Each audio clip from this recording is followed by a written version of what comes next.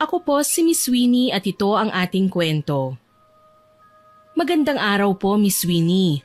Ako po si Clarice, 25 taong gulang. Gusto ko pong ikwento ang isang karanasang hindi ko makakalimutan. Isang karanasan na nagturo sa akin ng isang malaking leksyon sa buhay. Isa po akong makasalanang babae, isang dalaga na pumatol sa lalaking may asawa. Alam kong mali mula pa sa simula pero mas pinili kong pakinggan ng puso kesa sa aking konsensya. Minahal ko ng labis ang lalaking iyon. Siya si Edgar, isang negosyante at may sinasabi sa buhay. Kilala ko ang asawa niya, si Ma'am Milagros, isang teacher. Maganda siya, matalino at higit sa lahat, mabait. Dati akong empleyado ni Edgar kaya kilalang kilala ko ang pamilya nila. Noong una puro lang saya, madalas niya akong regaluhan ng mga bagong damit, alahas, mga gadget at kung ano-ano pa, kapalit ng oras at katawan ko. Hindi ko man gustong aminin pero naging suhol sa akin ang mga bagay na yon. Naramdaman kong espesyal ako tuwing binibigyan niya ako ng mga mamahaling gamit. May mga pagkakataong gusto ko na sanang itigil pero tuwing nakikita ko ang mga material na bagay na yon, bumabalik ako. Hanggang sa isang araw, nahuli kami ni Ma'am Milagros sa mall. Kasama niya ang anak niyang maliit pa, mga 5 taong gulang. Hindi siya nag-iskandalo ng araw na yon pero pinuntahan niya ako ng personal sa apartment ko at nakiusap siyang layuan at tigilan na ang asawa niya.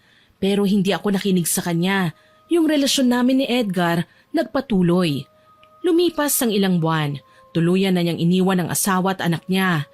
Bumili siya ng bahay at lupa, kotse at kung ano-ano pa, lahat nakapangalan sa akin.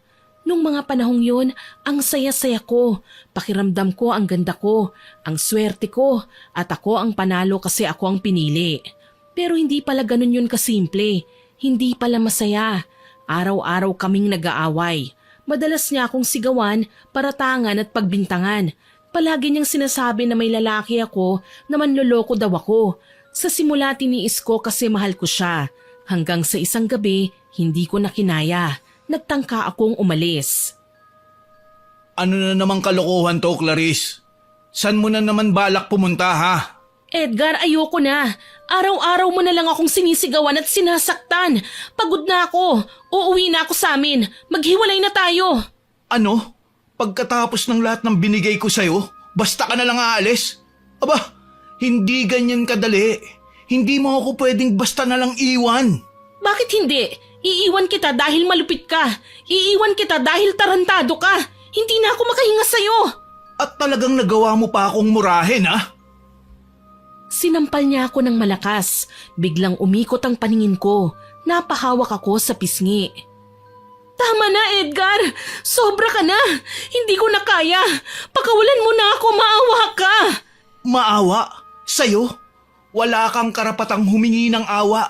Basura ka lang na pinulot ko. Kung hindi dahil sa akin, wala kang ganito. Mga gamit, bahay, sasakyan. Lahat yan, galing sa akin. Oo, galing lahat sa'yo. Pero binayaran ko yan ng katawan ko, ng dangal ko, ng pagkatao ko. Tumahimik ka. Wala kang karapatang magsalita ng ganyan sa akin. Ako ang nagmamay-ari sa'yo, Clarice. Hanggat nabubuhay ako, hindi mo ako matatakasan. Tandaan mo to, ha. Ako lang ang magpapasaya sa'yo. At ako rin ang sisira sa'yo kung kailangan. Itinulak ko siya ng malakas. Nabigla siya, napaatras. Nakapwesto ko sa gilid ng kama. Kabang-kaba ako ng oras na yon dahil sa unang pagkakataon ay nagawa kong lumaban. Nagawa kong ipagtanggol ang sarili ko sa kanya. Ba't lumalabang ka na ngayon? Lumapit siya sa akin. Agad niyang hinawakan ako sa buhok at hinila ng marahas. Napasigaw ako sa sakit. Pilit kong tinatanggal ang kamay niya pero lalo lang niyang hinigpitan. Hindi pa siya nakontento. Sinuntok niya ako sa tagiliran, napayuko ako at halos mawala ng hininga. Tama na! Maawa ka na sa akin, Edgar! Baka mapatay mo ko! Talagang papatayin kitang babae ka. Wala nang ibang makikinabang sa'yo, kundi ako. Hayop ka! Wala kang puso! Wala kang kaluluwa! Talagang wala ka nun, Clarice. Sige, subukan mong umalis at nang makita mo kung gaano talaga ako kademonyo. Idadamay ko ang buong pamilya mo. Gagawin kong impyerno ang buhay nyo. Papatayin ko sila. Uubusin ko kayong lahat. Hindi! Hindi mo pwedeng gawin yan! Huwag mo silang idamay! At bakit hindi? Lahat ng meron ka, kukunin ko sa'yo. Kaya huwag ka na magtangka dahil kayang-kaya kong gawin lahat ng sinasabi ko. Kaya ko kayong ubusin sa isang pitik lang ng mga kamay ko. Kaya umayos ka. Hinila niya ako palapit sa kanya. Hinawakan niya ako sa bewang at dahan-dahang inilapit ang mukha niya sa mukha ko. Hinalikan niya ako. Maingat noong una pero naging marahas, sabik at gigil na gigil. Halos kagati niya ang mga labi ko. Pilit kong iniiwas ang sarili ko sa kanya pero sadyang malakas siya at wala akong laban. Iniangat niya ako at muling inihiga sa kama. Napapikit ako. Diring-diri na ako sa mga pinaggagawa niya. Ganyan siya. Pagkatapos akong saktan ay tsaka naman niya ako aabusuhin. Pagdilat ko kitang-kita ko sa kanyang mukha ang labis na pagnanasa. Muli niya akong hinalikan ng walang tigil. Akin ka lang, Clarice. Walang makikinabang sa'yo, kundi ako lang. Wala na akong nagawa ng maramdaman kong inisa-isa niyang inalis ang suot ko. Wala na akong boses, wala na rin akong lakas. At habang pinapagapang niya ang kamay niya sa katawan ko, nakatingin lang ako sa kisame. Wala akong nagawa kundi ang umiyak. Sana Edgar bumalik sa'yo ang lahat ng ginagawa mo sa akin. Sana dumating yung araw na wala ka ring magagawa kundi ang magmakaawa. Pagkasabi ko noon napahinto siya sandali. Tumingin siya sa akin. Akala ko ititigil na siya pero hindi pala. Lalo siyang naging marahas at wala na akong nagawa kundi ang humagulgol at magdasal na sana ay matapos na ang gabi. Nang matapos siya ay bumangon ako. Naglakad ako papunta sa banyo. Nang nasa loob na ako, nakita ko ang sarili ko sa salamin. Halos hindi ko makilala ang sarili ko. Namamaga ang mga mata ko sa kaiiyak. Tumapat ako sa shower. Marahang pinihit ang gripo hanggang sa dumaloy ang tubig sa katawan ko. Napasinghap ako sa lamig pero hinayaan ko lang. Kinuha ko ang sabon at sinimulang kuskusin ang balat ko. Dahan-dahan lang ng una pero kalaunan ay madiin na. Paulit-ulit na para bang umaasa akong kaya nitong alisin ang lahat ng dumi ko. Pero kahit anong gawin kong kuskus, naroon pa rin ang pakiramdam na marumi ako. Tahimik lang akong umiiyak. Ngayong tulog na siya, alam kong may pagkakataon akong umalis, pero hindi ko ginawa. Sigurado akong totoo ang mga pagbabanta niya, kaya pinili kong manatili kahit ang totoo gusto ko nang tumakbo. Iniisip ko na lang na darating din ang araw na makakaganti ako at makakawala na rin ako sa impyernong kinasasadlakan ko. Inisip ko na lang na kailangan ko talagang maranasan ang lahat ng sakit na ito para maintindihan kung gaano kabigat ang kasalanang nagawa ko. Pagkatapos ng ilang minutong pagbababad sa paliligo, inayos ko na ang sarili ko bago ako bumalik sa kama para matulog. Kinabukasan, maaga siyang umalis papunta sa opisina. Hindi kami nag-iimikan, pero ayos lang yun kasi ayoko namang makipagplastikan sa kanya. Masama pa rin ang loob ko sa ginawa niyang pananakit sa akin kagabi. Naiwan ako sa bahay, nagmumukmok sa sofa. Maya-maya ay lumapit sa akin si Aling Gina, kasambahay namin. May dala siyang tasa ng kape. Umupo siya sa harapan ko. Clarice, okay ka lang ba? Narinig kong nag-aaway na naman kayo kagabi. Bakit mo hinayaang gawin niya sa'yo ito, iha? Wala naman po akong magagawa, Manang eh. Ganun talaga siya eh. Sanay na ako. Sanay? Diyos ko, sinong masasanay sa pananakit? Dapat hindi mo na hinahayaan na ganyan. Tignan mo yung braso mo, tsaka yung mukha mo. May mga pasa. Ayos lang po ako. Deserve ko naman po ang magkaganito eh. Dahil sa dami ng naging kasalanan ko. Iwan mo na ang lalaking yon. Hindi po madali yun. Pinagbantaan niya ako na kung gagawin ko yun, papatayin niya ako at ang pamilya ko. Eh hanggang kailan mo titiisin yan? Hanggang sa mapatay ka dito? Aba kawawa ka naman anak. Bata ka pa, maganda. Hindi mo kailangan magpakahirap sa piling ng taong walang alam kundi ang manakit. Ewan ko Manang, hihintayin ko na lang siguro ang magbago siya. Magbago? Hindi na magbabago ang taong yon. Ipagdarasal ko na lang po na mangyari yon. Sasamahan kita, iha. Huwag kang mag-alala. Nandito lang ako palagi para sa'yo. Hindi kita huhusgahan. Kung kailangan mo ng kausap, lapitan mo lang ako, ha? At kung kailangan mo ng tulong, hahanap tayo ng tulong, magsabi ka lang. Opo, Manang. Maraming salamat po talaga. Hindi ko alam kung anong gagawin ko kung wala kayo rito. Naku, ano ka ba? Parang anak na rin kita, Clarice. Wala yun. Habang nag-uusap kami, ay biglang tumunog ang cellphone ko. Napalingon ako. Nakita kong si Edgar ang tumatawag. Napatingin sa akin si Manang Gina. Si Edgar ba yan? Sasagutin mo ba? Opo, baka kasi chinecheck niya kung nandito ako sa bahay. Sasagutin ko na lang, baka mapraning na naman pag hindi ko sinagot. Tumango siya. Pag-slide ko ng sagot, hindi ko inaasahan ang boses na narinig ko. Babae, hindi si Edgar. Nagpakilala siyang nurse at sinabi niyang nasangkot si Edgar sa aksidente. Natulala ako matapos ang tawag na yun. Hindi ko alam kung anong mararamdaman ko. Anong nangyari, Clarice? Si Edgar, Manang, na-ospital daw, na-aksidente, malubharaw ang lagay niya. Mahabaging Diyos, ang bilis namang dininig ang dasal natin, iha. Hindi ko naman po ginusto ang ganito. Oo, nasasaktan niya ako pero yung ganito, Manang, hindi ko ginusto na mapahamak siya. Pasensya ka na, ha? Nabigla din ako. Alam ko naman na kahit ganun siya, mahal na mahal mo siya. Hindi ko sinasadya. Kailangan ko po siyang puntahan, Manang. Hindi ko kayang umupo na lang dito at maghintay ng balita. O siya, sige na, mag-iingat ka, ha? Opo, salamat po. Tumayo na ako at agad na naghanda. Nagbihis ng simpleng damit, sapatos at binitbit ang aking bag. Tinulungan ako ni Manang Gina na makapag-book ng taxi. Habang naghihintay, panay ang dasal ko na sana ay maging maayos ang kalagayan ni Edgar. Hindi nagtagal ay dumating na ang taxi. Sumakay na ako at agad na nagpahatid sa ospital. At pagdating namin doon, agad akong dumiretso sa information desk para magtanong. Halos hindi ako makahinga sa kaba. Kinausap ko kagad ang 2 nurse na nasa counter. Excuse me, miss, nandito ba si Edgar Ramos? Dinala raw siya dito kanina Na-aksidente daw. Ako ang asawa niya. Hindi agad sumagot ang 2 nurse. Nagkatinginan lang silang 2. Kita sa mukha nila na para silang nag-aalinlangan. Naghintay ako ng sagot pero tahimik sila. Teka, bakit kayo nagkakatinginan? Nasaan ba siya? May tumawag sa akin gamit ang number niya kaya ako nandito. Sabihin niyo naman kung nasan siya. Sa wakas ay nagsalita ang isa. Sinabi nito na kasalukuyang nasa operating room siya at inooperahan. Natigilan ako.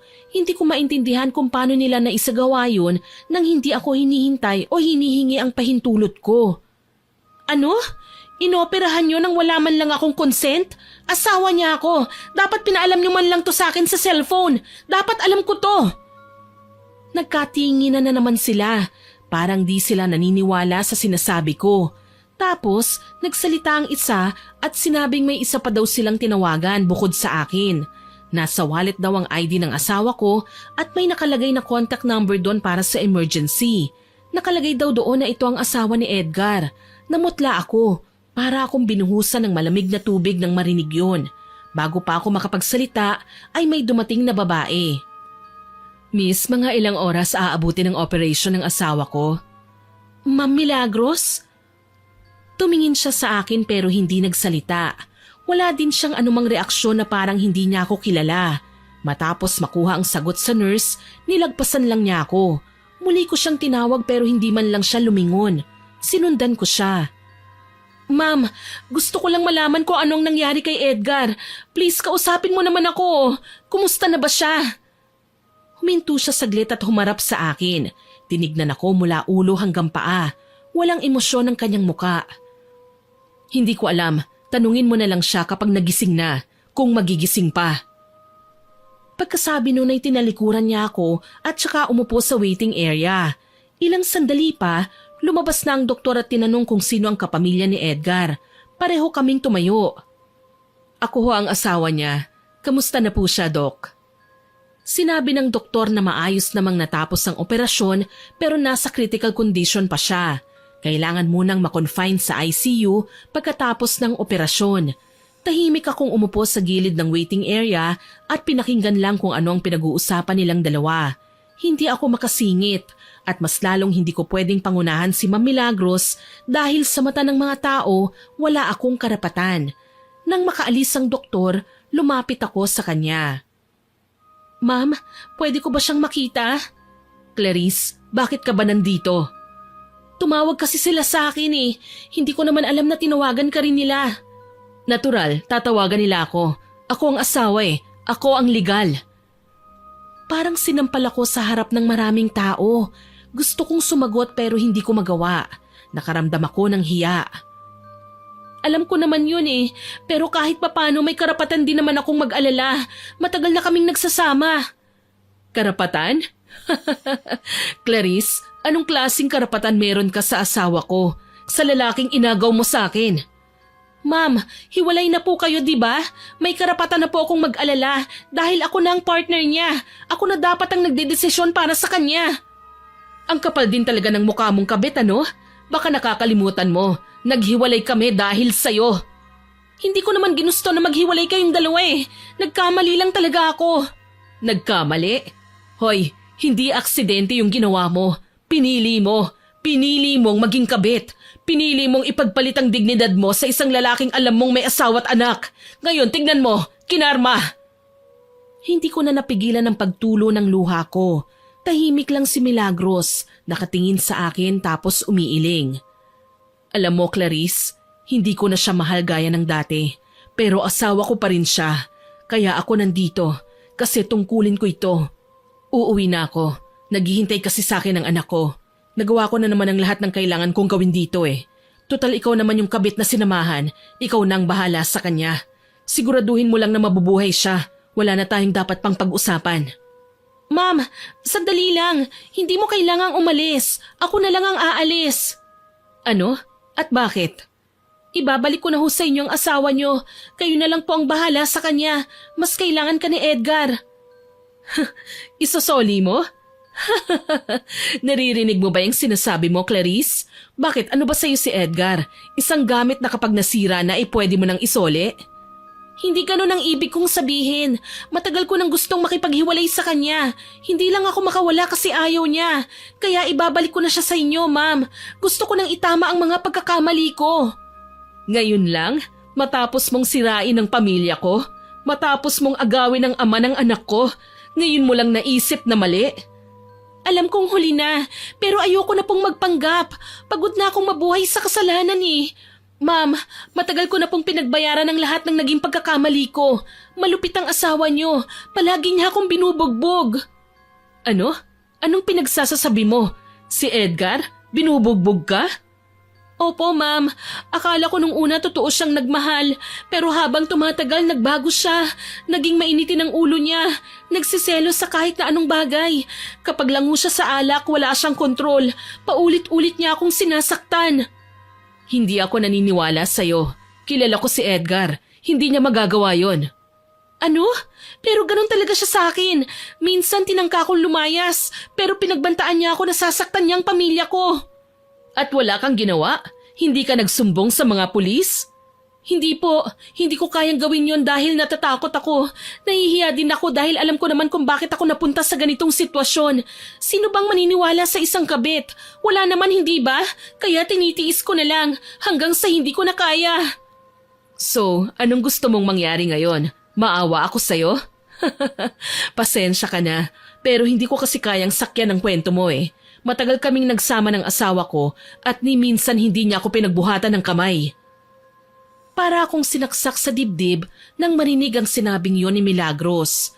Naramdaman kong unti-unti akong nilamon ng hiya. Yung mga salitang ni minsan hindi niya ako pinagbuhatan ng kamay, paulit-ulit na umaalingaw-ngaw sa isip ko. Parang pinamukha niya sa akin na iba si Edgar sa kanya at masakit yun. Napayuko ako, hindi ko na siya matignan. Nahihiya ako, hindi lang sa kanya kundi sa sarili ko. Akala ko noon ako ang pinili kasi kamahal-mahal ako pero hindi pala.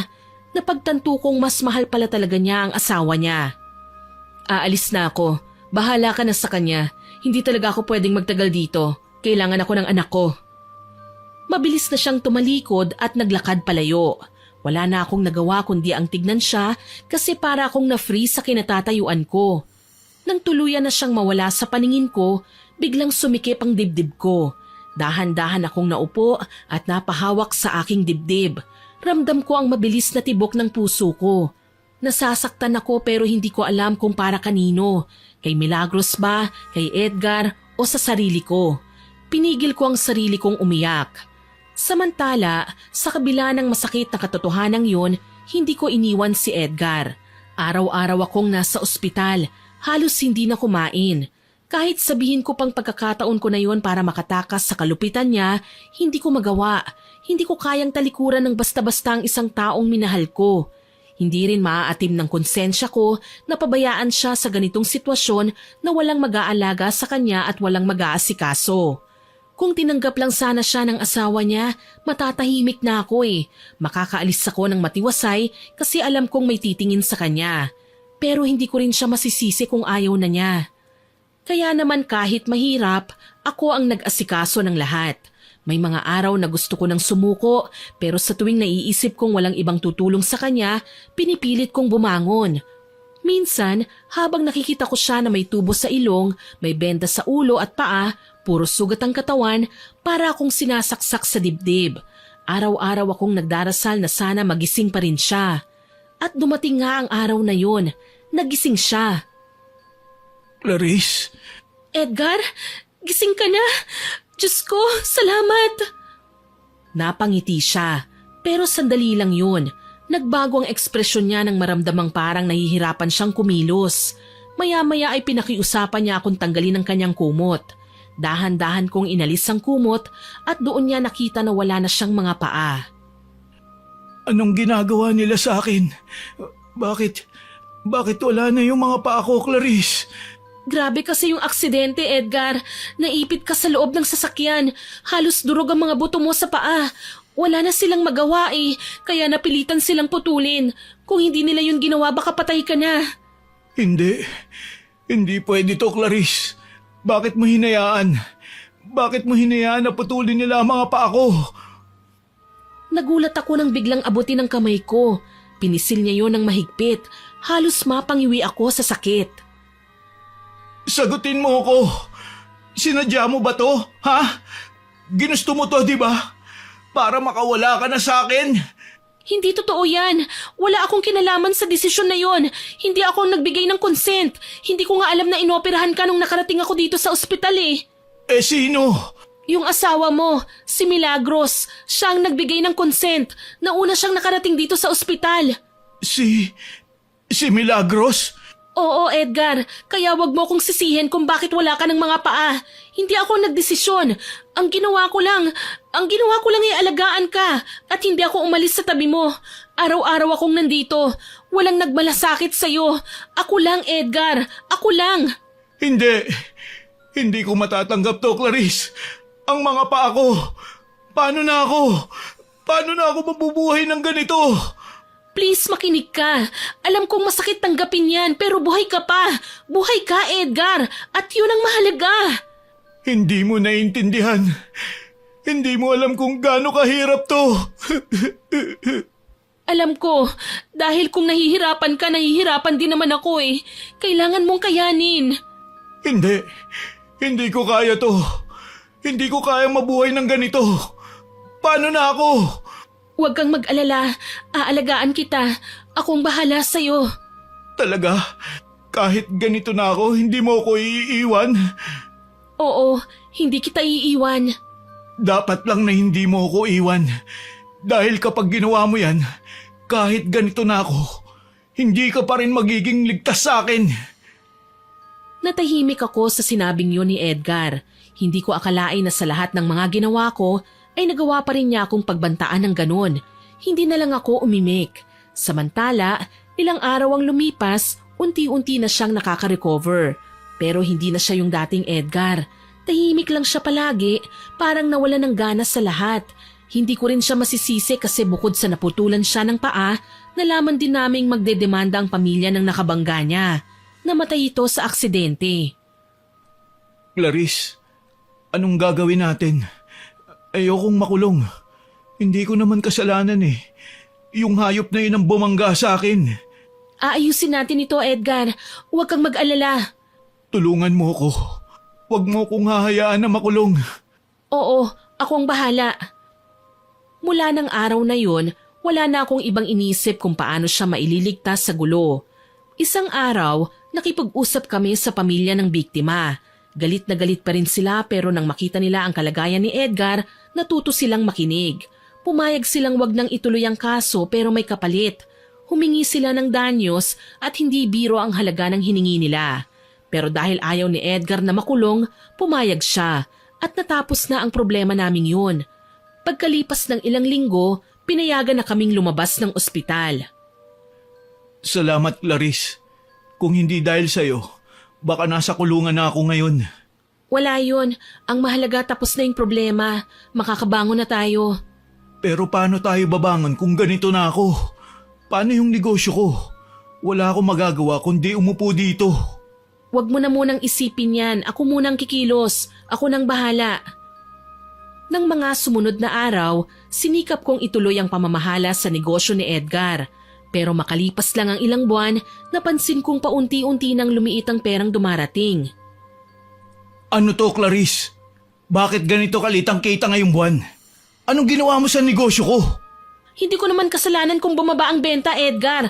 Ang daming nangutang na hindi na rin nagbayad. Lintik na. Nagkamali ako nang ipagkatiwala ko sa negosyo ko. Wala ka talagang alam. Bobo! Anong bobo? Grabe ka naman magsalita. Talagang ako ang sisisihin mo? Hoy, wala akong kasalanan kung matumal na ang bentahan. Ginawa ko ang lahat, kaya wala akong kasalanan. Kasalanan mo yan. Kung bakit kasi nag-volunteer ka pa na ikaw ang magmamanage, wala ka naman palang alam sa pagpapatakbo ng negosyo. Anong hindi? Marunong naman ako ah. Boba, kung marunong ka, hindi tayo malulugi. Sana kay Milagros ko na lang ipinagkatiwala ang negosyo ko, hindi sa'yo. Wala ka talagang silbi. Manahimik ka. Huwag mo akong pagsasalitaan na wala akong silbi. Lahat ibinigay ko na sa'yo. Ano pa ba ang kulang? Kulang? Lahat ng ginawa mo, puro palpak. Hindi mo alam ang sinasabi mo. Araw-araw akong nasa tindahan. Halos hindi na nga ako kumakain para lang matapos ang trabaho eh. Ako na nga ang nagbabantay tapos ako pa ang nag-aasikaso sa'yo. Bakit hindi mo tanungin yung sarili mo kung ano ang nagawa mo? Wala ka naman ding silbi ah. Puro ka lang reklamo. Ni hindi mo man lang ba kayang pahalagahan ang lahat ng ginawa ko para sa'yo? Pahalagahan? Paano ko pahahalagahan kung puro sablay naman ang ginagawa mo? Wala kang silbi, Clarice. Kung alam ko lang na aabutin ako ng napakaraming kamalasan sa buhay, sana hindi na lang kita nakilala. Ang kapal ng mukha mong sabihin sa akin yan. Lahat ginawa ko para sa'yo. Ako ang dahilan kung bakit buhay ka pa ngayon. Kung hindi ko kinausap ng maayos ang pamilya na nabangga mo, nakakulong ka na dapat ngayon. Ay oo nga pala. Ikaw pala ang tagapagligtas ko. Pero sige nga, tignan mo nga kung anong klaseng buhay meron tayo ngayon. Parang impyerno. Matagal na tayong nasa impyerno, Edgar. Tinitiis ko lang kasi mahal kita at takot ako sa'yo. Palagi ka nalang ganyan. Halos hindi ko na malunok ang mga sinasabi mo. Wala ka nang nakitang tama sa akin. Lahat na lang mali. Lahat kasalanan ko. Kasalanan mo naman talaga lahat eh. Malas ka. Malayong malayo sa'yo ang asawa ko. Kung alam ko lang na ganito ang mangyayari sa akin, hindi ko na sana siya ipinagpalit. Tumahimik ka. Hindi ako mananahimik, Clarice, dahil lahat ng sinasabi ko, totoo. Tingnan mo, parehas tayo ngayong talunan. Tama na, Edgar. Tama na. Huwag mo akong sisigawan ng ganyan. Buwisit ka. At anong gusto mo? Matuwa ako sa mga sinasabi mo? Oo, alam ko namang mali eh. Alam kong mali na nagmahal ako ng isang katulad mo. Pero hindi lang naman ako ang may kasalanan nun. Dalawa tayo. Itong nangyayaring ito, karma sa atin. Tayong dalawang may kasalanan, hindi lang ako. Kaya wag mo akong pagsasalitaan ng ganyan. Dahil ang dami ko nang naging sakripisyo sa'yo. Sakripisyo? Winasak mo ang buhay ko. Malas ka. Malas! Hindi ako malas. Ikaw ang malas sa buhay ko. Dahil sa'yo napaniwara ako. Dahil sa'yo naging mababa ang tingin ko sa sarili ko. Pero alam ko kung ano ang totoo. Ikaw ang pasanin. Ikaw ang malas. Hindi ako. Tsaka hindi akong problema dito.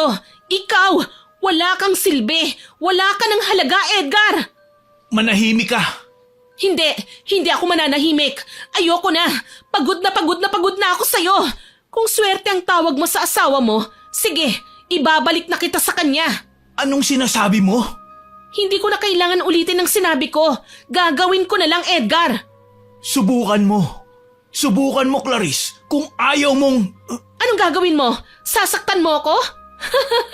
Hindi mo na ako kayang takutin. Hindi mo na rin ako kayang saktan. Natahimik si Edgar at hindi na nakasagot. Ang tangi na lang niyang nagawa ay titigan ako. Halata sa kanyang mga mata na pinipigilan niya ang sarili na magalit. Tuluyan na akong lumabas ng silid namin. Iniwan ko si Edgar. Tumuloy ako sa kusina para uminom ng tubig. Pinilit kong maging kalmado. Habang inaayos ko ang sarili ko, lumapit sa akin si Manang. Narinig kong nag-aaway na naman kayo ha. Bakit na naman ba? Manang, magiging ayos lang po ba kung ibabalik ko na siya sa asawa niya? Nako, hindi ko alam iha kung matatanggap pa ng asawa niya yan. Hindi na nga binantayan sa ospital noon, hindi ba? Ibig sabihin, wala na siyang pakialam kay sir. Mahihirapan ka ng isoli yan. Kaya nga po actually nakausap ko po siya sa ospital noon at sinabi ko nga ang tungkol dito. Ayaw niya. Bakit kasi di mo na lang iwan? Umuwi ka na sa inyo at mabuhay ka ng malaya. Hindi ko po pwedeng gawin yun. Nakukonsensya po ako Mabait naman si Edgar noon sa akin at saka marami siyang naitulong sa pamilya ko at sa akin. Hindi pwedeng basta ko na lang siya iwan nang hindi nakakasiguro na maayos siya, na may ibang mag-aalaga sa kanya. Wala naman akong ibang mapag-iiwanan sa kanya kundi ang asawa niya Clarice, alam kong mabuti kang tao, pero minsan kailangan mo ring piliin ang sarili mo. Umalis ka na lang, pabayaan mo na siya. Kung utang na loob ang pumipigil sa'yo, nabayaran mo na yun lahat sa naging pananakit niya sa'yo. Huwag kang martir, walang martir na kabit. Grabe naman ho kayo, Manang.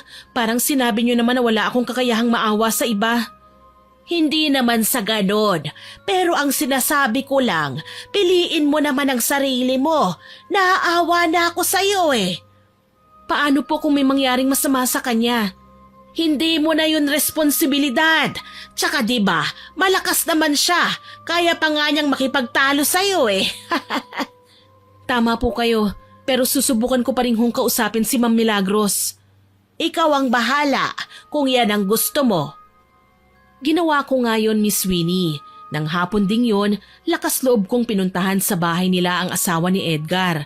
Pagbaba ko ng sasakyan, naglakad ako papunta sa gate at pinindot ng paulit-ulit ang doorbell. Clarice, anong ginagawa mo rito? Ma'am Mila, hindi ko na po talaga kaya Please kunin niyo na po ang asawa niyo. Tanggapin niyo na po siya ulit. Ano bang sinasabi mo? Ang sabi ko po, sa inyo na ulit ang asawa niyo. Hindi ko na po siya kayang buhayin. Wala na po siyang pera Hindi ko na ho alam kung saan ako kukuha ng pantustos sa mga gamot niya. Makapal talaga ang mukha mo, no? Nakakabilib. Ngayong wala ka nang mapakinabangan sa asawa ko, ibabalik mo na sa akin. Para ano? Para ako ang magdusa sa karma niya? Mas may kakayahan ka kaysa sa akin para alagaan siya. Wala akong pera, ma'am. Hindi ko na problema yan. Ginusto mo yan, hindi ba? Panindigan mo. Wala na akong kinalaman sa kanya.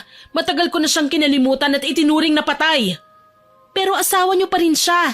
Ikaw ang nagsabi niyan sa akin nung nasa ospital tayo. Sa papel, oo. Pero simula ng araw na pinili niyang iwan ako para sa'yo, tinapos ko ng lahat ng anong meron sa amin. Kaya kung napapagod ka na at nahihirapan, wala akong pakialam. Kasalanan mo yan. Ma'am, wag ho kayong magalit. Hindi naman ako nagpunta dito para makipag-away Gusto ko lang talaga na may mapag-iwanan kay Edgar. Kayo lang po talaga ang kilala ko na pwedeng magmalasakit sa kanya at mag-alaga tulad ng pag-aalaga ko. Kung galit pa rin po kayo sa akin, patawarin niyo ako. Hindi ko naman po sinasadya na... Uulitin ko, Clarice. Ginusto mo yan, kaya panindigan mo. Pero ma'am, umalis ka na at wag ka nang babalik dito. Pagkatapos niyang sabihin yon, isinara na niya ang pinto. Naiwan akong umiiyak sa harap ng bahay niya. Ayaw na niya akong pakinggan. Makalipas ang ilang sandali ay bumalik na ako sa loob ng sasakyan at umuwi sa bahay. Pag-uwi ko doon para akong sumabog. Pagpasok ko pa lang ng sala ay inihagis ko na ang bag ko. Tapos ay napagbalingan ko ang mga vase. Kinuha ko ang mga yon at binato sa sahig. Buwisit na buhay ito! Buwisit! Clarice, ano nangyayari? Bakit ka nagbabasag ng gamit? Lumapit sa akin si Edgar, nakasakay sa kanyang wheelchair. Hindi ko siya sinagot, bagkus ay kinuha ko pa ang isang vase at binagsak yun sa harapan niya. Halatang nagulat siya sa aking ginawa. Anong ginagawa mo? Manahimik ka! Ikaw ang dahilan kung bakit ako nagkakaganito! Ano bang nangyari? Ano bang ginawa ko? Pumunta ako kay Milagros kanina. Sinubukan kong pakiusapan siya na kunin ka na niya. Anong sinabi mo? Pinapakuha mo ko sa kanya? Bakit? Anong akala mo sa akin? Aso na pwede mong ipamigay? Edgar, hindi na kita kayang alagaan. Paubos na ang lahat ng ipon mo. Wala na rin yung negosyo, lugi na. Saan ako kukuha ng pambili ng mga gamot mo? Mabuti yung asawa mo, may magandang trabaho. Ikumpara mo naman sa akin na sa'yo lang umaasa. Kahit na, hindi pa rin tama yung ginawa mo. Nakakaya kay Mila. Tag-iisip ka ba? O sadyang wala ka lang talagang utak? Yan ang isa sa hindi ko na malunok. Yang pangmamaliit mo at pang-iinsulto mo sa akin araw-araw. Alam mo kung mabait ka lang sana, kaya kong magtiis eh. Pero hindi eh. Baldado ka na nga at walang silbi, ganyan ka pa. Ganito ko kasi hindi ko matanggap ang nangyari sa akin, Clarice. Pero kahit ganito ko, wala kang karapatang insultuhin ako. Wala kang karapatan na sabihan akong walang silbi. Pinakinabangan mo lahat ng pera ko, kaya huwag kang magmayabang. Hindi ako nagyayabang. Sinasabi ko lang sa'yo ang nararamdaman ko. Oo na, pero hindi mo pa rin dapat na ginawa yun kasi pinapaya mo ako. Hindi ko ginawa yun para ipahiya ka. Ginawa ko lang yun para may tumulong sa akin. Kasi pagod na ako, Edgar. Pagod na ako. Hindi mo naman kasi kailangang gawin yun eh. Kung pagod ka na, kung hindi mo na kaya, di umalis ka na lang, iwan mo na ako. Hindi ko namang ginustong maging pabigat eh. Sino bang may gusto? Ako ba? Ako ba ang dahilan kung bakit ka na-aksidente? Ako ba ang nagpahamak ng sarili? Tatanga-tanga ka din kasi. Hindi ka marunong mag-ingat. Anong sabi mo? Biglang hinawakan ni Edgar ang kanyang dibdib. Parang bigla siyang nahirapang huminga. Clarice! Aray! Edgar? Anong nangyayari? Nanlamig ang buong katawan ko nang makita kong biglang namutla ang mukha ni Edgar. Napapaliyad din siya sa sakit ng dibdib niya. Hindi na rin siya makapagsalita ng maayos. Ang lumalabas sa bibig niya ay puro ungol na lang. Hinawakan ko ang mukha niya at napansin kong hindi na pantay ang labi niya. Edgar! Edgar, tumingin ka sa akin! Pero parang wala siyang naririnig, ni hindi niya magawang itaas ang ulo niya. Tapos yung kamay niya, nakaunat na lang. Ganon din ang kanang binti niya na parang nanigas. Ano ba kasing nangyayari sa'yo? Diyos ko! Manang! Tulong! Si Edgar! Mabilis na lumapit si Manang. Nang makita niya si Edgar, agad siyang bumalik sa kusina. Narinig kong nagkalansingan ang mga stainless na planggana. Teka lang ha, tatawag ako ng tulong. Huwag kang pipikit, narinig mo? Hinawakan ko siya ng mahigpit. Nanginginig ang buong katawan ko dahil sa kaba. Hindi ko alam ang uunahin ko, kung tatawag ba ako ng ambulansya o magdarasal muna. Tapos ay biglang bumalik si Manang Gina na may dalang planggana na may tubig at bimpo. Ako nang bahala sa kanya, iha. Mabuti pa tumawag ka na ng ambulansya. Dalian mo dahil inaatake ng stroke si Sir. Stroke? Oo, alam ko ang mga senyales, Clarice. Dahil sa stroke namatay ang asawa ko. Kaya bilisan mo na. Kailangan nating madala kagad sa ospital si Sir. Ipagmamaneho ko na lang po siya. Dalhin na lang po natin siya, Manang. Kaya mo ba? Paano natin bubuhatin si Sir? Sinubukan namin siyang pagtulungang buhatin pero hindi namin kaya. Masyado siyang mabigat. Kaya naman nagdesisyon na akong tumawag sa emergency hotline ng barangay at humingi ng tulong. Habang naghihintay sa pagdating ng ambulansya, panay naman ang punas ni Manang kay Edgar ng maligamgam na tubig. Ilang minuto pa, dumating ang ambulansya. Habang dinadala siya palabas ng bahay, hawak ko pa rin ang kamay niya. Sandali lang ha, makakarating tayo ng ospital. Kaya mo to, huwag kang matutulog. Pagkalipas ng ilang sandali ay dumating na kami sa ospital. Agad siyang dinala sa ER. Naiwan akong mag-isa sa labas, umiiyak.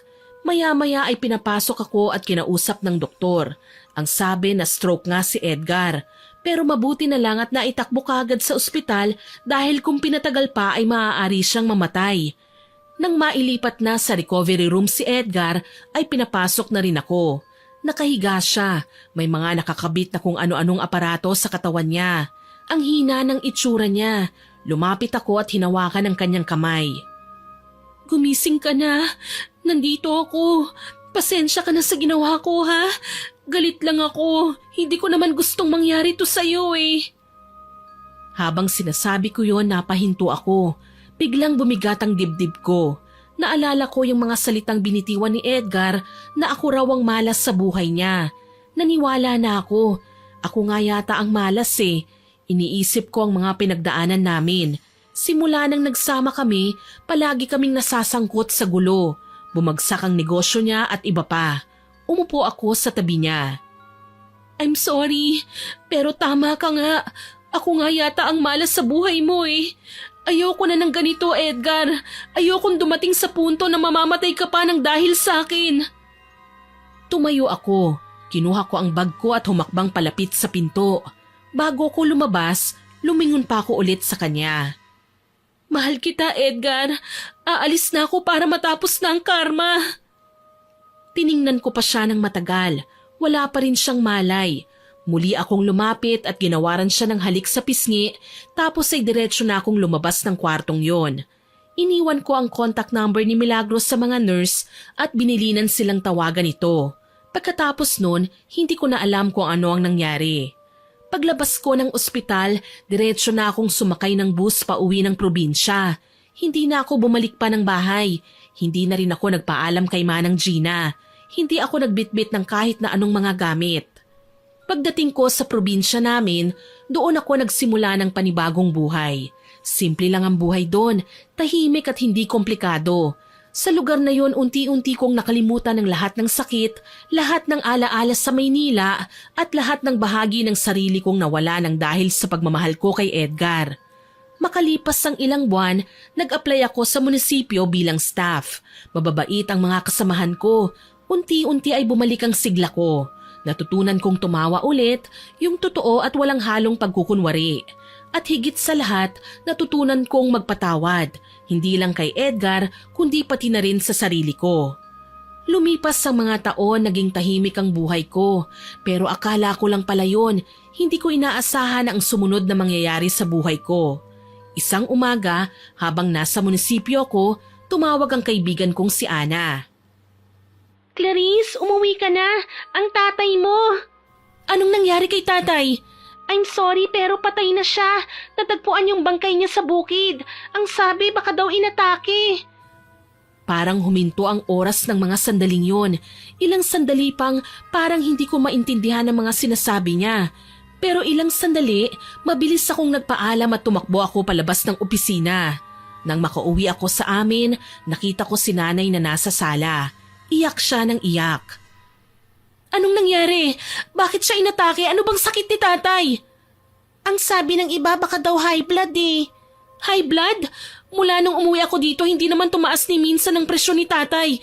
Imposibleng may high blood siya. Hindi ko rin alam eh. Yun naman ang sinabi nila dito eh. Kasi si Uncle ayon sa mga nakausap niya sa bukid, inirereklamo daw niya ang pananakit niya ng ulo.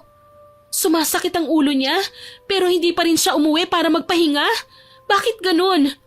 Kilala mo naman ang tatay mo eh. Hindi naman lumiliban yun sa trabaho sa bukid. Matigas ang ulo eh. Pagkatapos naming mag-usap ni Ana, ay lumapit ako kay nanay. Pulang-pula na ang mga mata niyang halatang matagal nang umiiyak. Gusto kong magsalita pero walang lumalabas sa bibig ko. Ilang beses kong sinubukan na pigilan ang luha ko pero kusa na lang itong tumutulo. Hindi ako makapaniwala na wala na si tatay. Niyakap ko si nanay ng mahigpit. Hindi siya gumalaw pero nararamdaman kong nanginginig ang katawan niya. Humagulgol ako.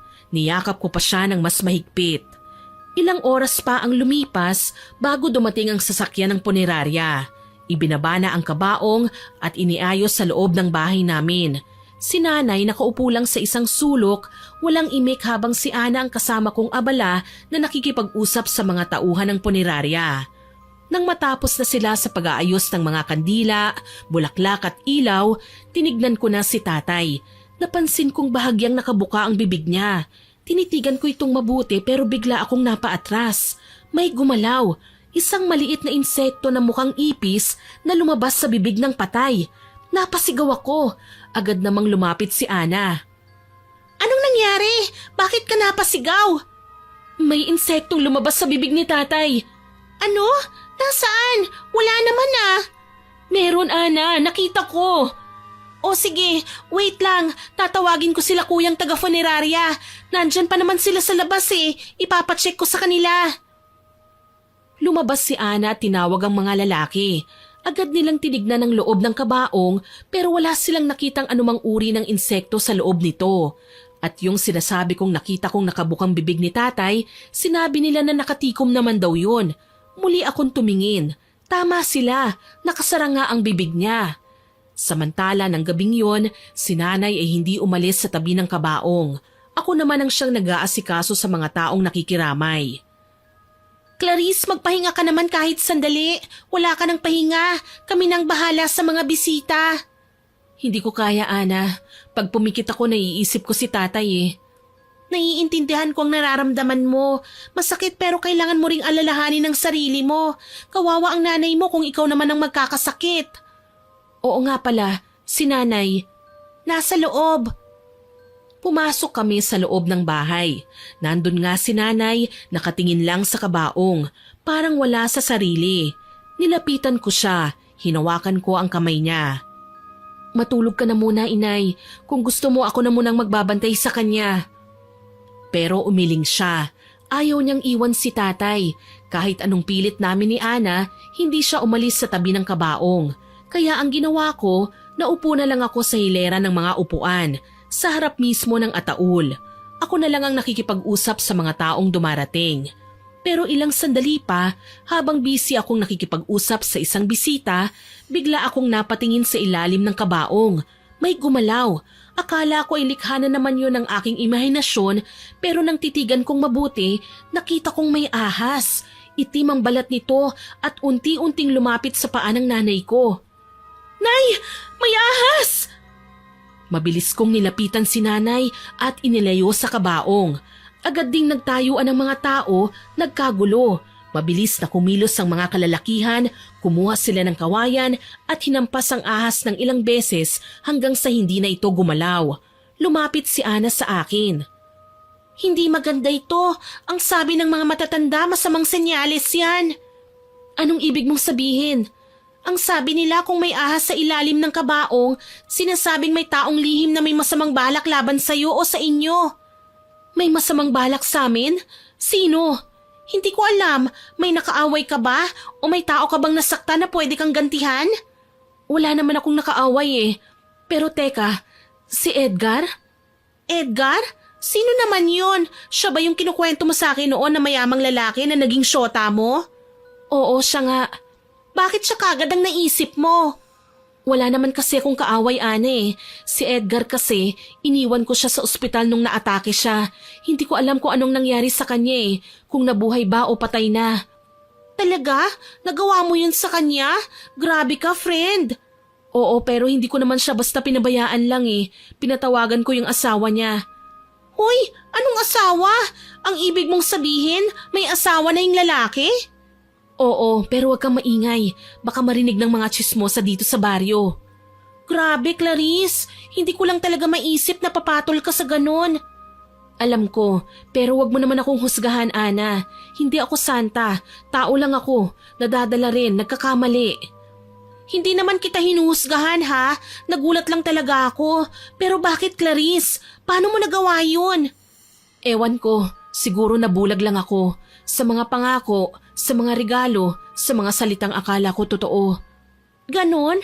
Bakit? Ano bang nangyari? Nung nagsasama na kami, doon lumabas ang tunay niyang ugali. Nananakit siya, Ana. Talaga? Hala, kawawa ka naman pala.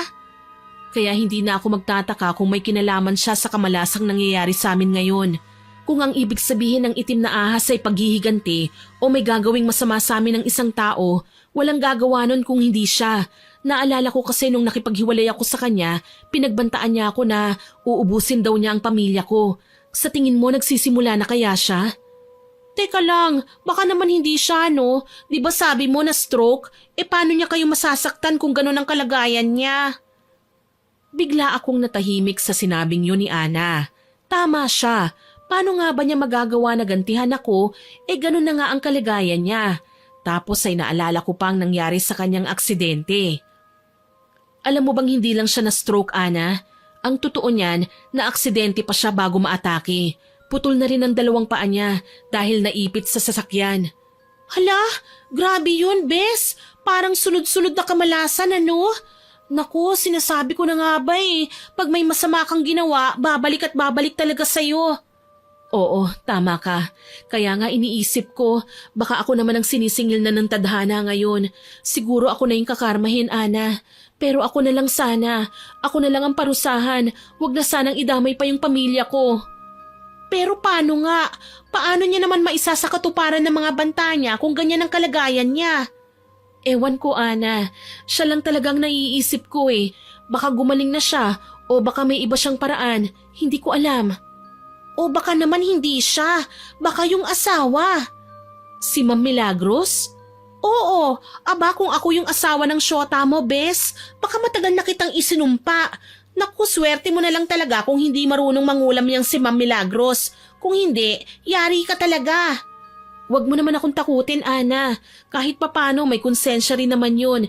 Hindi siguro siya ganon. Matagal din kaming nagsama ni Edgar, pero ni minsan hindi siya gumawa ng gulo. Tahimik lang siya nagpaubaya pa nga. Kaya bakit naman ngayong nasa kanya na ulit si Edgar, tsaka pa siya maghihigante, di ba? Sa bagay. Hay, ewan, wag na nga nating isipin yan. Baka nagkataon lang na namatay si Uncle. Tsaka yung itim na ahas na yun, baka naligaw lang. Minsan di naman totoo ang mga pamahiin Mabuti pa magdasal ka na lang, Bes. Humingi ka ng tawad sa Diyos. Ang dami mong kasalanan, nakakaloka ka. Tumalikod na sa akin si Ana. Ako naman ay naglakad na rin papasok sa loob ng bahay. Samantala, pagkatapos ng 3 araw, inilibing na si tatay. Walang kasing lungkot ang araw na yon para sa amin ng nanay ko. Naawa ako sa kanya. Wala na, kami na lang ngayon. Wala na si tatay. Nang matapos matabunan ng kabaong, nagsialisan na ang mga tao. Naiwan kami ni Ana. Bigla kong napansin na parang may gumalaw sa di kalayuan. Isang aninong nagtatago sa likod ng malaking puno. Biglang nanindig ang balahibo ko. Ana, may tao doon. Ha? Saan? Bes, ano ba kasi yun? May nakita nga akong parang tao dito kanina Pakiramdam ko may nagmamanman sa akin Hala naman, wag kang ganyan. Baka naman guni-guni mo lang yon. Tara na nga, umuwi na tayo. Hinihintay ka na sigurado ni Auntie. Oo na, tara na. Pero Ana, sigurado kung may nakita talaga ako. Hay naku, tama na yan. Halika na nga, umuwi na tayo. Ngayon na. Sabay kaming naglakad palayo. Pagdating namin sa bahay matapos ang ilang minutong paglalakad, napansin namin ni Ana na parang nagkakagulo sa bahay. Pumasok kami sa loob at doon ko nakita si nanay. Maputlang-maputla ang mukha niya. Tapos ay nagsusuka siya. May inilalabas siyang itim na likido. Diyos ko, ano yan? Bakit ganyan?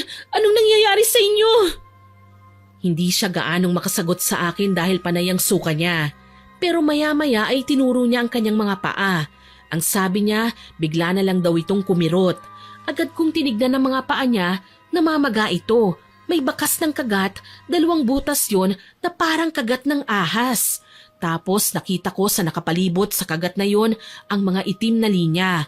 Bigla kong naalala ang ahas sa ilalim ng kabaong ng aking tatay.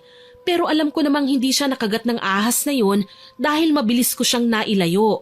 Pero hindi rin ako sigurado. Ana, tignan mo naman oh. Baka nga nakagat ng ahas na yun ng nanay. Teka, oo nga ano, kagat nga ng ahas ito.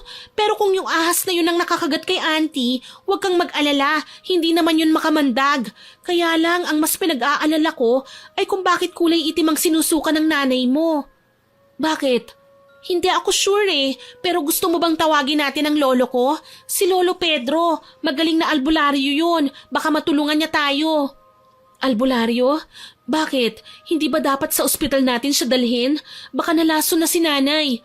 Hindi, Clarice. Iba ang kutob ko. Halika na, sumama ka sa akin. Tawagin natin si Lolo. Hinila niya ako palabas ng bahay. Halos kaladkarin niya ako sa sobrang taranta niya. Wala akong ideya sa sinasabi niyang kutob pero nagpatianod na lang ako. Kita ko sa mukha niya na seryoso siya na para bang alam niya talaga kung ano ang nangyayari. Pagdating namin sa bahay ng matanda, nagsisigaw na si Ana. Lolo Pedro! Lolo!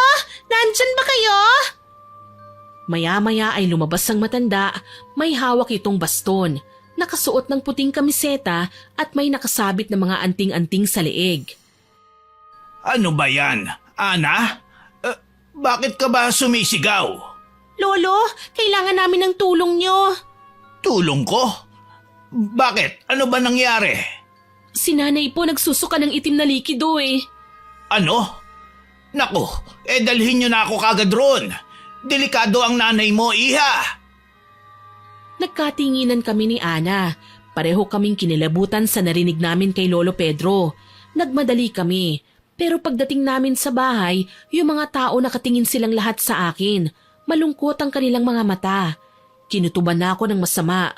Tumakbo ko papasok sa loob ng bahay. Inay! Pagpasok ko, agad kong nakita si nanay.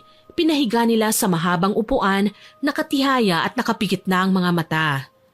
Inay! Clarice, tibayan mo ang loob mo! Inay, gumising ka naman! Inay, please! Iha, wala na ang nanay mo. Hindi totoo yan, Lolo Pedro. Hindi siya patay. Kalilibing lang ng tatay ko. Hindi pwedeng sumunod siya kagad. Bes? Hindi, inay, huwag ka naman ganito. Huwag niyo akong iwan. Paano na ako, inay? Clarice, tama na. Huminahon ka, baka kung mapano ka. Halika na muna sa tabi. Huwag mo akong hilahin, Ana. Dito lang ako. Dito lang ako sa tabi ng nanay ko. Bakit ganito?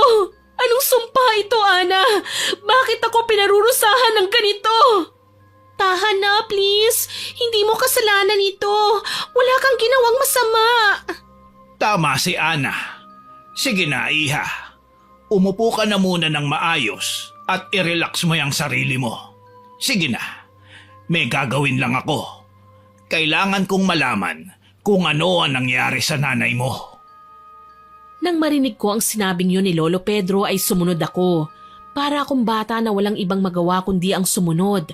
Lumapit ako kay Ana at magkasabay kaming umupo sa gilid habang si Lolo naman ay abala sa paghahanda ng kanyang mga gamit. Tapos ay pinaalis niya ang mga tao sa loob ng bahay namin. Kaming tatlo lang at ang bangkay ng nanay ko na lang ang nasa loob. Ana, kumuha ka ng isang plangganang may tubig. Magsasagawa ako ng pagtatawas. Opo, Lolo. Habang kumukuha si Ana ng planggana, dinukot ni Lolo Pedro ang bote niya ng langis. Tapos ay tinignan niya ako. Iha, huwag kang mabibigla ha. May mabigat na enerhiya kong nararamdaman dito sa loob ng bahay ninyo.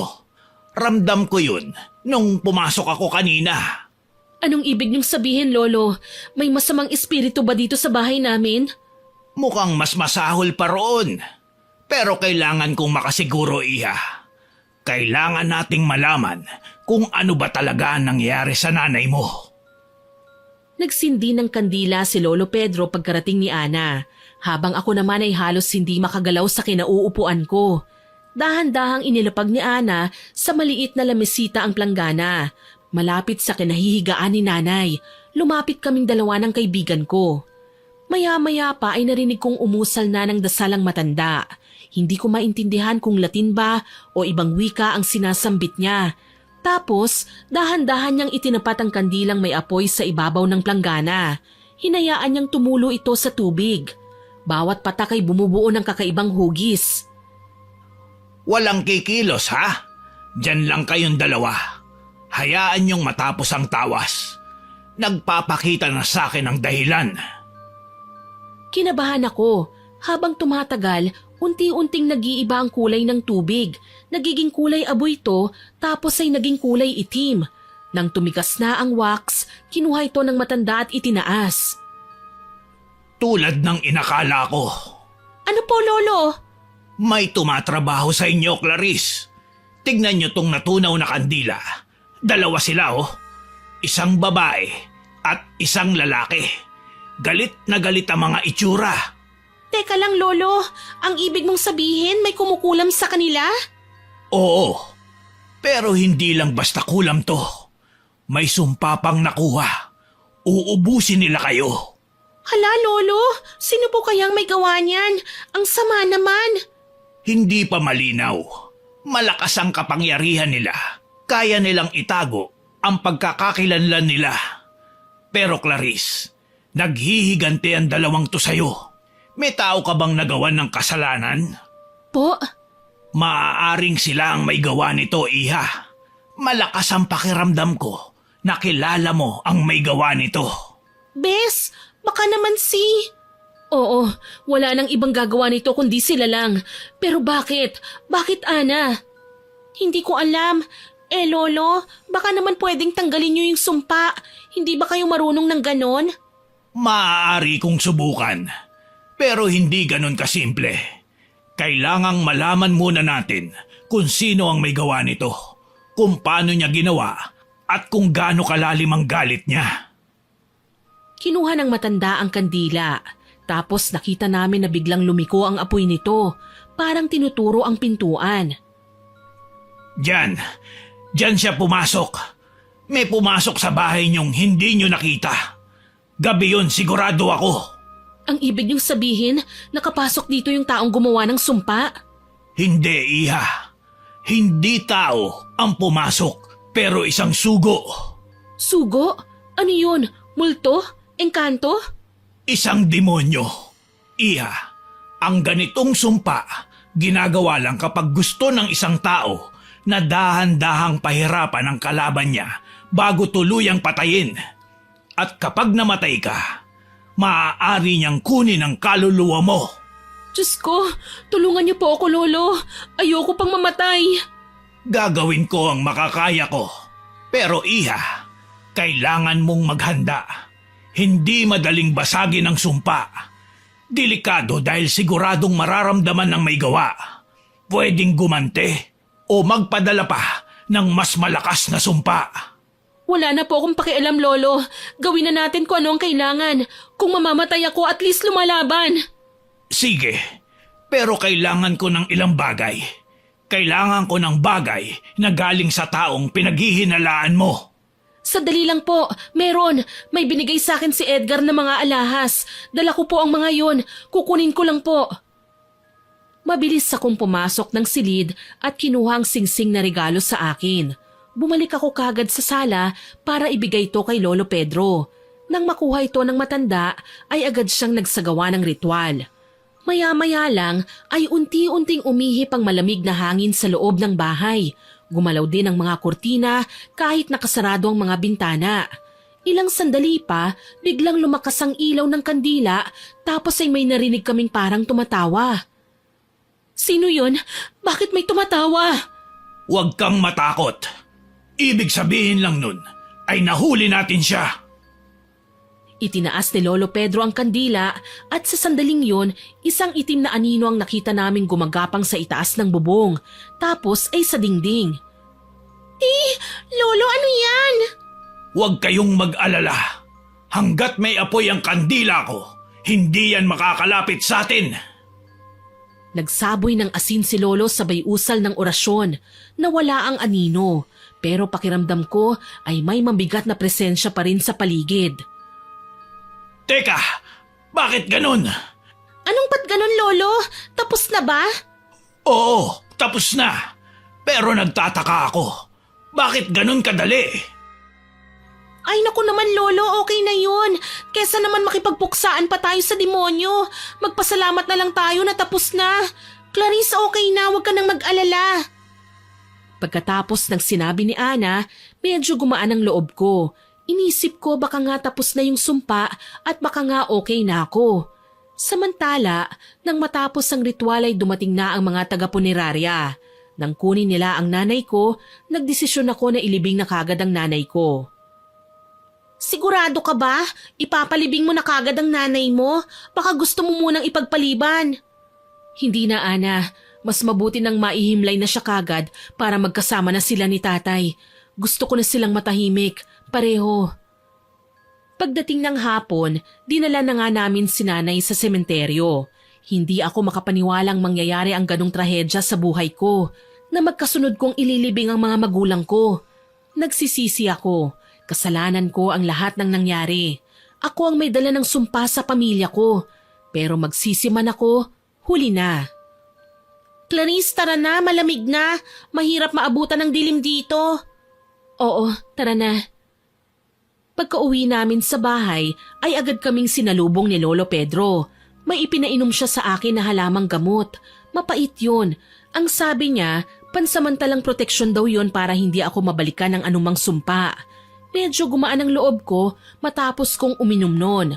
Umaasa akong okay na, natapos na ang lahat.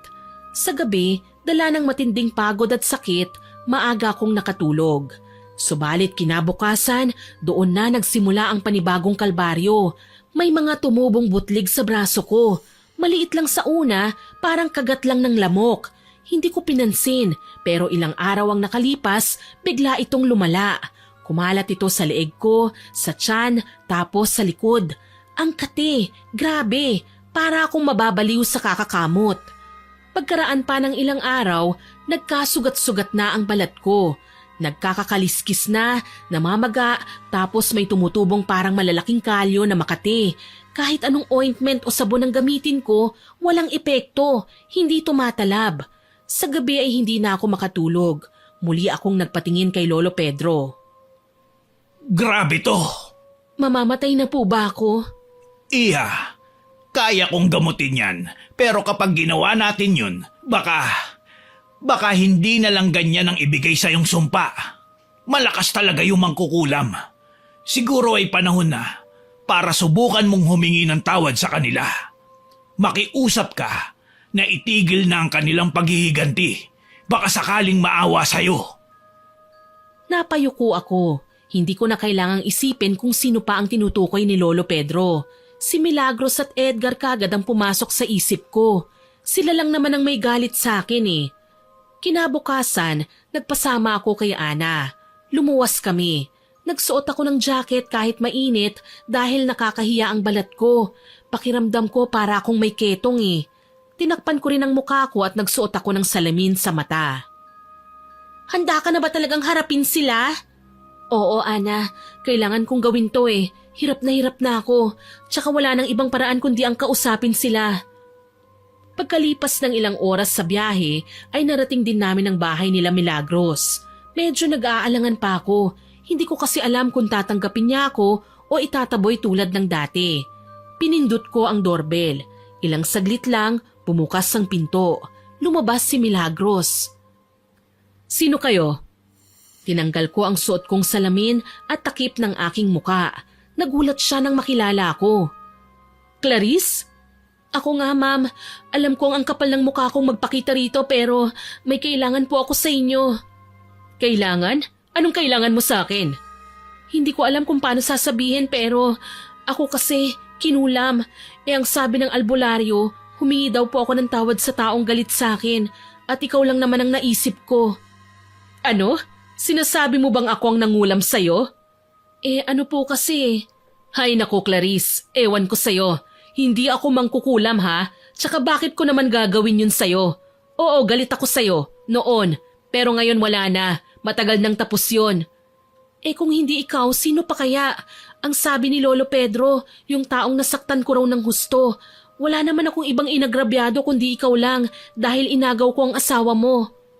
Ma'am, patawarin niyo na po itong kaibigan ko. Magbabago na po siya, promise. Wala akong ginagawa sa kaibigan mo. Hindi ako ang may gawa niyan. Ma'am, parang awa mo na, patawarin mo na ako.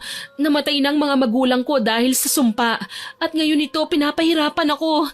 Ilang gabi na akong hindi nakakatulog. Halos mamatay na ako sa kirot at kate. Parang awa niyo na, ma'am. Tama na. Tumigil na kayo. Sinabi ko na, hindi ako ang may gawa niyan. Nagkamali kayo ng pinuntahan. Pero ma'am, ang sabi lalaki at babaeng nangulam sa akin. Kayo lang po ni Edgar. Sandali lang ha. Pinagbibintangan mo rin si Edgar? Clarice, imposible yan. Matagal na siyang patay. Napatingin kami ni Ana sa isa't isa. Pareho kaming natigilan. Hindi ako makapaniwala. Hindi, baka nagsisinungaling ka lang. Clarice, bakit naman ako magsisinungaling? May death certificate ako.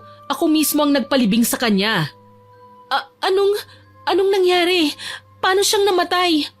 Hindi ko alam. Ha? Paanong hindi mo alam? Hindi mo ba siya binisita sa ospital noon? At bakit ko naman siya pupuntahan? Nandun ka naman, hindi ba? Ma'am, wala po ako doon. Nung madala ko na siya sa ospital, umuwi na ako sa probinsya namin at nagsimula ng panibagong buhay. So totoo ngang iniwan mo siya. Grabe, wala ka pala talagang puso, Clarice. Sige, sasabihin ko ang totoo. Ano pong totoo? Gumaling siya. Oo, nakalabas siya ng ospital at nakauwi pa sa bahay nyo. Ang sabi ng katulong nyo, siya na lang daw ang mag-aalaga. Okay sa akin yon kasi hindi naman siya pwede dito dahil may kinakasama na rin kasi ko noon. Ayoko na ng gulo. Pagkatapos ng ilang buwan, tumawag sa akin yung matandang babae at ibinalita na patay na nga si Edgar. Kaya wag mo siyang pagbintangan. Baka may iba ka pang kaaway. Imposibleng ako, Clarice. Hindi ko gagawin yun sa'yo. Hindi ako ganyang klaseng tao. Tsaka alam mo kung kanino ka dapat humingi ng tawad? Sa Diyos, Clarice. Humingi ka ng awa at patawad sa Kanya. Palakasin mo ang pananampalataya mo para hindi ka napapasukan ng anumang sumpa. Para akong binagsakan ng langit sa narinig ko. Tama siya eh. Marami akong naging kasalanan sa Diyos. Tahimik akong umiyak at hindi sumagot sa Kanya. Kumbinsido na akong wala talaga siyang kinalaman sa mga nangyayari sa akin. Bumalik na siya sa loob ng bahay. Naiwan akong nakatitig sa pinto. Tara na, Clarice! Ana, baka kailangan ko lang tanggapin na wala na talaga akong magagawa. Baka ito na yung parusang dapat kong harapin. Ang kabayaran sa lahat ng ginawa kong mali. Huwag mong sabihin yan. Oo, nagkamali ka. Pero lahat ng kasalanan may kapatawaran. Basta hingin mo lang ito. Magagawan pa natin ito ng paraan. Babalik tayo kay Lolo. Gagaling ka, maniwala ka lang. Hindi siyang may gawa nito sa akin, Ana. Pero sino? Sigurado ka bang wala siyang kinalaman? Baka nagkakamali ka lang. Baka magaling lang siyang magsalita. Masaya na siya sa buhay niya. Wala nang dahilan para maghiganti pa siya sa akin. At lalong hindi si Edgar. Matagal na pala siyang patay. Sa bagay. Hay naku, bes. Nakakaloka tong mga nangyayari. So ano na ngayon? Paano tayo magsisimula ulit? Hindi ko pa alam, pero naisip ko, silipin ko muna yung mga properties na binili ni Edgar para sa akin. Gusto kong ayusin yon, tapos isusoli ko kay Ma'am Milagros. Ha? Ano? Bakit mo gagawin yun? Sa'yo na yun, bes, ha? Hindi, Ana. Wala namang sa akin talaga. Lahat ng pag-aari ni Edgar, technically kay Ma'am Milagros talaga yon. Asawa siya eh. Ganun naman sa batas, di ba? At saka, hindi ko rin naman kailangan ng mga bagay na yun eh. Simpleng buhay lang ang gusto ko. Yung tahimik, yung wala ng gulo. Pero bes, sayang naman. Ang dami mong tiniis tapos isusoli mo lang ang lahat. Hindi naman tutungkol sa pera, Ana eh. Gusto ko lang makabawi kahit papano. Para kung sakaling kunin man ako ni Lord, baka sakaling patawarin niya ako. Ay naku, wag ka nga magsalita ng ganyan. Hindi ka mamamatay ano. Tigilan mo nga yung drama mong nakakakilabot. Totoo naman ang sinasabi ko eh. Makasalanan ako. Nang agaw ako ng asawa tapos kung kailan niya ako kailangan, tsaka ko naman siya iniwan. Nakukonsensya tuloy ako nung inisip kong masosoli ko siya sa asawa niya. Kung alam ko lang na may kinakasama na siya noon, hindi ko na sana iniwan si Edgar. Bes, huwag kang ganyan. Hindi mo deserve yan. Oo, nagkamali ka. Oo, maraming beses. Pero mabait ka pa rin. Hindi ka naman masamang tao eh. Hindi ko na rin alam kung ano ako ngayon, Bes eh. Minsan naiisip ko, baka kung hindi ko lang minahal si Edgar noon, baka hindi ako napunta sa ganitong sitwasyon. Oo, pero nangyari na yon. Wala na tayong magagawa pa. Ang importante, gusto mong itama ngayon. Hindi lahat ng tao kayang gawin yon, Bes. Tumango ako. Tama lahat ang sinabi ni Ana.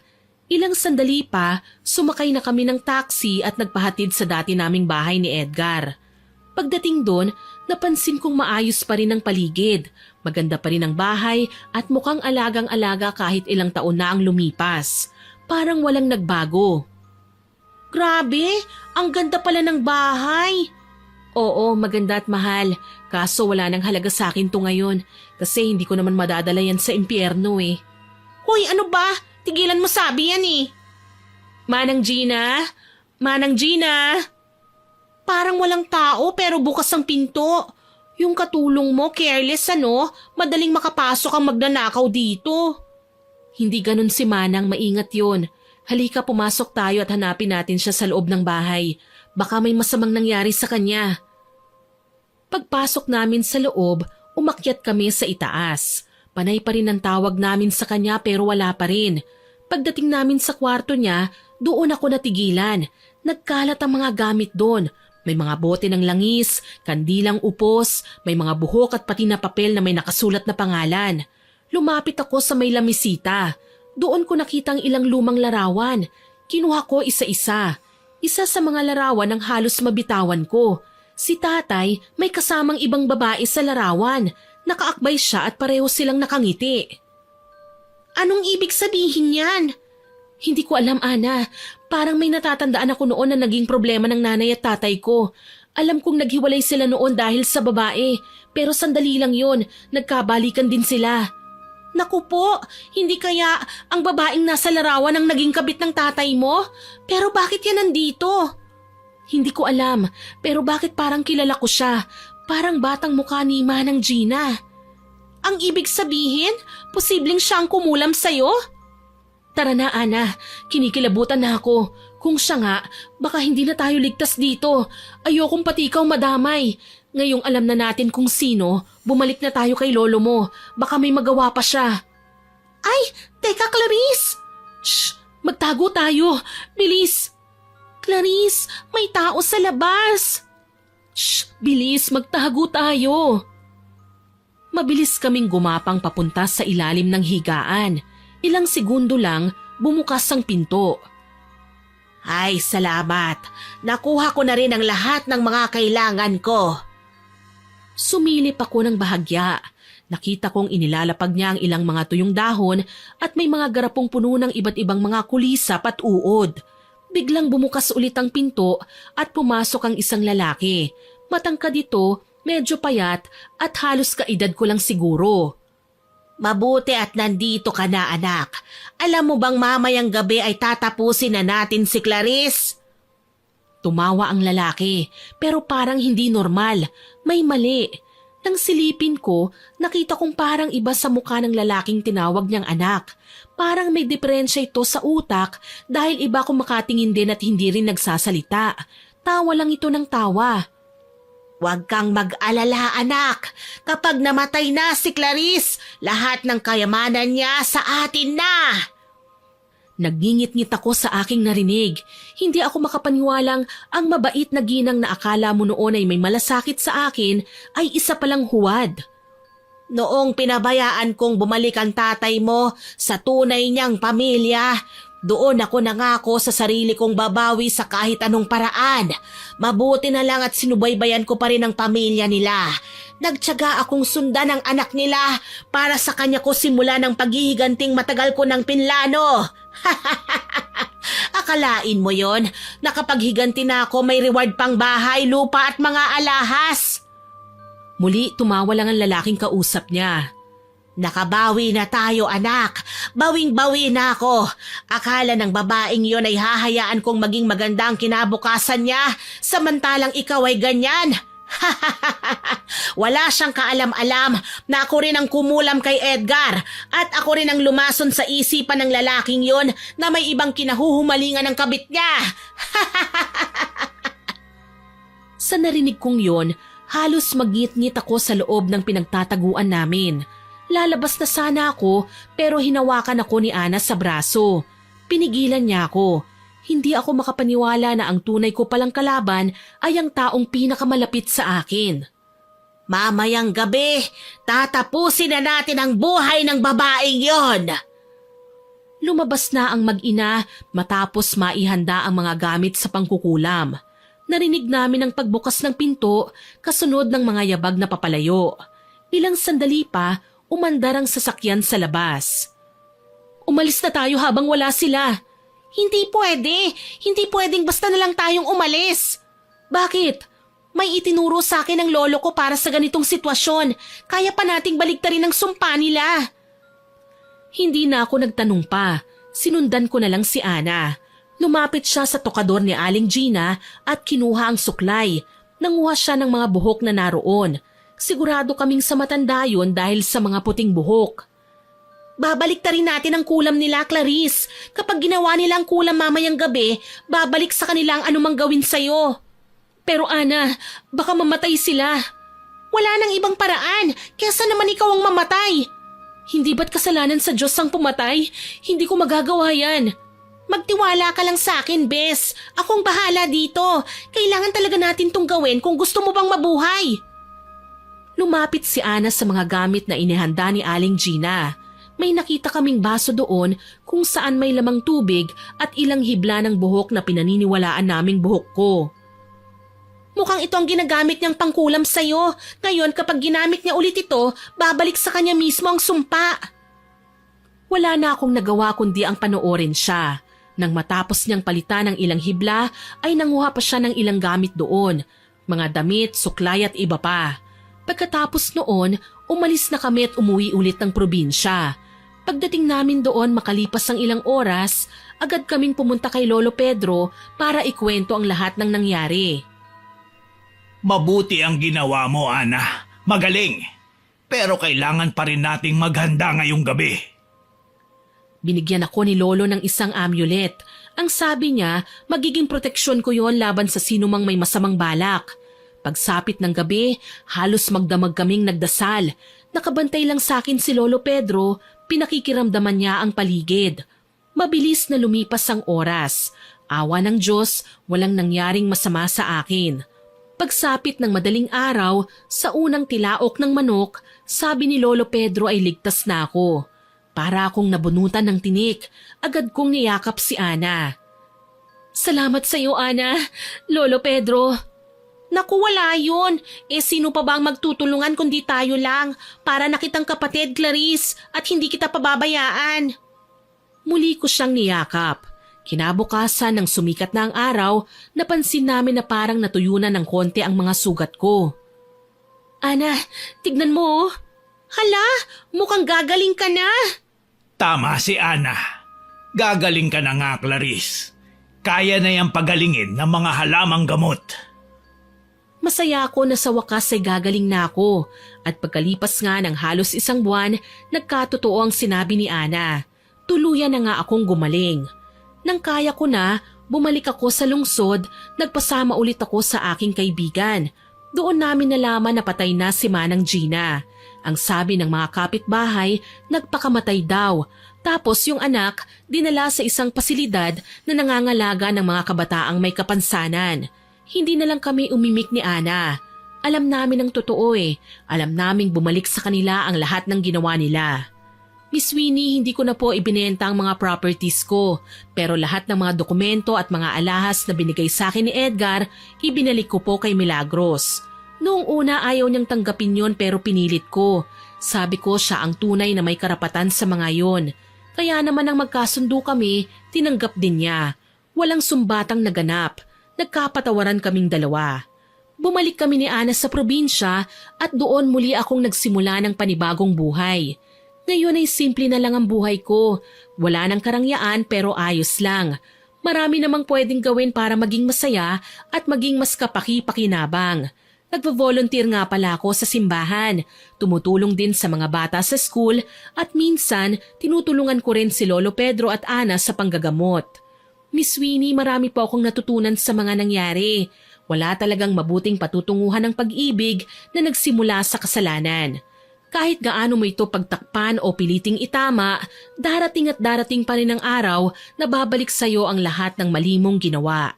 Kaya kung may mga babaeng nakikinig sa akin ngayon, sana matuto kayo sa akin at sa nangyari kay Aling Gina. Huwag niyong hayaang masira ang buhay niyo sa maling pag-ibig. Sana po ay nagustuhan niyo ang ibinahagi kong kwento.